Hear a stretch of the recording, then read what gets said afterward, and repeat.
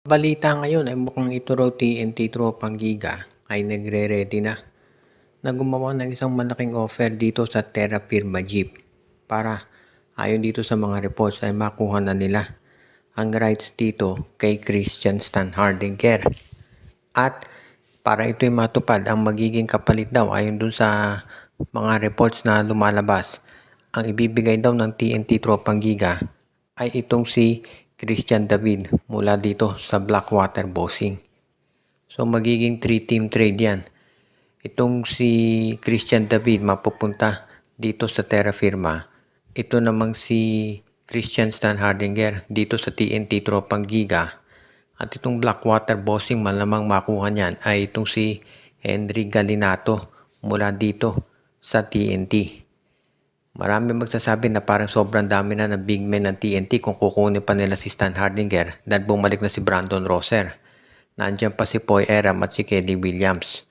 Sa tingin ko hindi naman magiging problema rotation dito dahil po pwedeng gamitin na ito si Poy Eram ay power forward kasama ni Calvin Oftana at ang center nila itong si Standhardinger at itong si Rosser. Total matanda na ito si Williams, hindi na yan masyadong gagamitin. Posible rin na baka itong si Eram ay i-trade dito sa NLEX Road Warriors. Baka dyan siya ibalik dahil nangangailangan ng big men ngayon itong NLEX.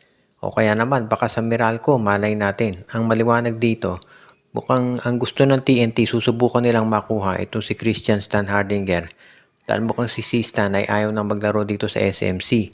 At hindi pa natin natitiyak kung papayag dito Terra Firma. Pero maliwanag dyan, susubukan ng TNT na makuha talaga itong si Standhardinger. Nandun na lamang yan sa management ng Terra Firma at ng SMC syempre kung tatanggapin nila itong ibibigay.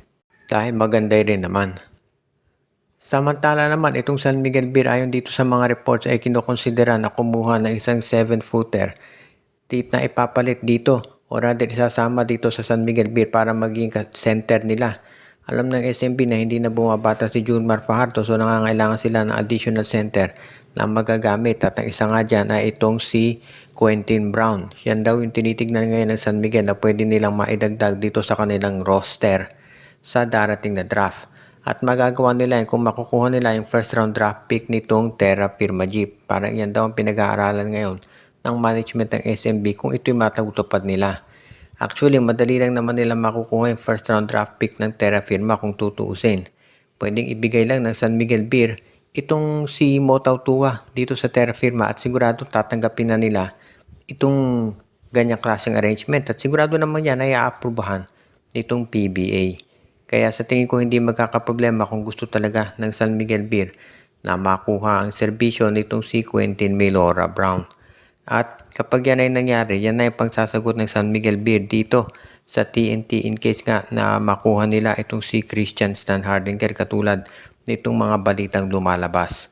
As it is, itong San Miguel ngayon maganda standings pero siyempre kinoconsider nila yung future ng kanilang team at yan ang dahilan kung bakit ngayon pa lang ay gusto na nila na magdagdag ng mga iba pang players. At yan nga ang mukhang mangyayari, yung makukuha talaga nila itong si Quentin Brown para mailagay dito sa kanilang lineup at magkaroon na ng kasama ito si Junmar Fajardo na hindi na sila masyadong maasa na lamang dito kay Junmar.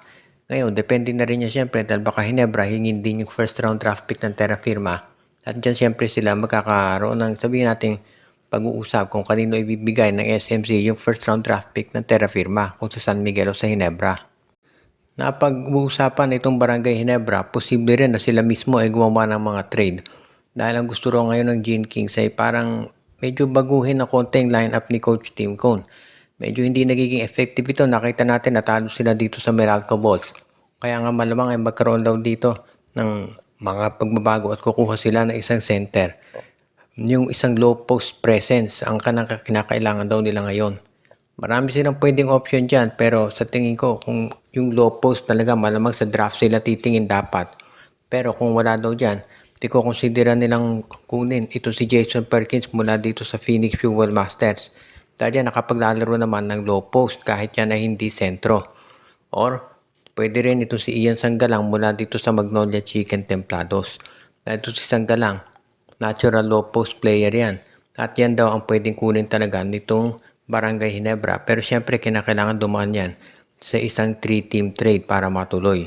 Kaya ngayon yan daw ang plano talaga nitong lineup ngayon ng Barangay Ginebra at kung kinakailangan daw ay tutuloy talaga nila ito. Pero syempre nakafocus muna sila dito sa mga darating na games pa nila dahil of course ngayong araw na to importante yung laban kontra Magnolia. Pero gagawin daw talaga ng Ginebra ang lahat para ma-secure yung kanilang sabihin nating future nung team. As it is, marami nga nagsasabi na medyo para masyadong maraming wingmen itong Barangay Ginebra at kulang naman sila dito sa sentro at yan daw ang magiging dahilan kung ba't kinakailangan nilang gumawa ng adjustment dito sa kanilang roster at hindi na ako magugulat kung yan nga ay mangyari. So, ang abangan na lang natin kung ito'y matutuloy at kung sabihin na natin magiging maganda resulta nito para dito sa Barangay Ginebra. Ang importante dito, ito si Coach Tim Cone at si Alfrancis Chua constantly in touch yan para makaisip at makakuha ng paraan para lalo pang lumakas itong Gin King sa ngayon. At ang huli nating balita itong Magnolia Chicken Templados raw kahit malakas na yung lineup nila ngayon ay nakikinig sa mga iba't ibang offers mula sa mga iba't ibang teams para sila ay sabihin nating mabigyan pa ng tsansa na madagdagan yung mga players na pwede nilang ilagay doon sa kanilang koponan. Pero syempre depende na lamang yan kung ano ang masasabi nilang makukuhang offer. Kasi syempre itong Magnolia hindi naman yan talaga dapat na gumawa ng paraan na basta-basta na lang magte-trade. Dahil ngayon so far malakas na Magnolia obviously. Pero kung meron sila makukuhang player na magdadagdag ng lakas sa kanila, syempre gagawin nila yan. Pero as of now mukhang kontento itong Magnolia Chicken Templados dito sa kanilang sitwasyon ngayon. At mukhang ang gusto talaga nilang gawin ay maghanap na lang ng mga offers pa, additional offers na makukuha nila. Pero as of now mukhang okay na sa Magnolia yung kanilang kinalalagyan ngayon. Pero gusto lang masiguro ng hot shots na if ever merong magandang offer ay yung mga trade assets nila katulad nila Escoto, si Eriobo at iba pa ay magiging available. As much as possible ayaw ng Magnolia i-trade yung mga top players nila unless superstar talaga yung i-offer. Masaya na si Coach Chito Victolero dito sa lineup niya at I doubt very much kung papalit ng Paito si Victolero unless biglang mag-collapse ang Magnolia dito sa playoffs. At sa tingin ng karamihan mukhang medyo malabong mangyari yan dahil sa lakas ng kanilang lineup ngayon. Kaya abangan na lang natin yung magiging additional pang players na kukunin nitong Magnolia Chicken Templados. Kaya yan ngayon ang magiging very important para dito sa hot shots.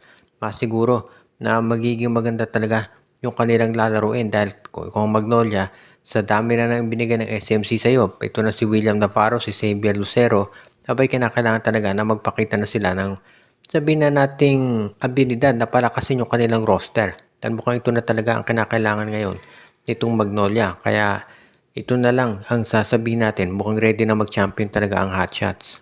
Shout out kay Joshua Giray Espejo at Rosales family, kay RG Bueno at Dalina family. Binabati din natin si Anthony Alon, pati na rin si Katsakino Dukusin, Malyari Mascarillas, Dalmacio de Guzman, at pati na rin yung iba pa natin taga-subaybay katulad ni Ireneo Salangsang, Dexter Domer at si Enju.